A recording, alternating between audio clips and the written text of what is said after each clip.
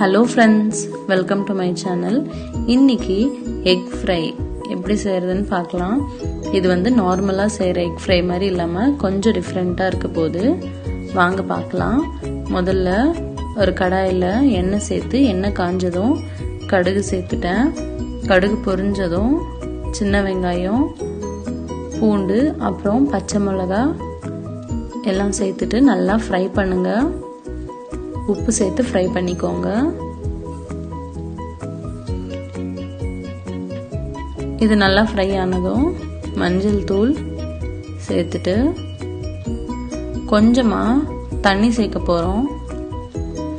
சேர்த்து நல்லா ஃப்ரை பண்ணுங்க.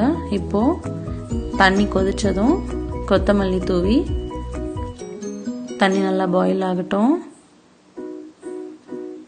கொஞ்சமா கரம் மசாலா சேர்க்க போறேன். சேர்த்துட்டு இப்போ நம்ம எக்கு சேர்த்துடலாம். சேர்த்து நல்லா ஃப்ரை பண்ணிக்கோங்க. அவ்வளோதான், ரொம்ப ஈஸியான சிம்பிளான எக் ஃப்ரை கொஞ்ச நேரத்தில் ரெடி ஆயிடுச்சு. கண்டிப்பாக இந்த ரெசிபி நீங்கள் ட்ரை பண்ணி பாருங்கள். ரொம்ப ஈஸி.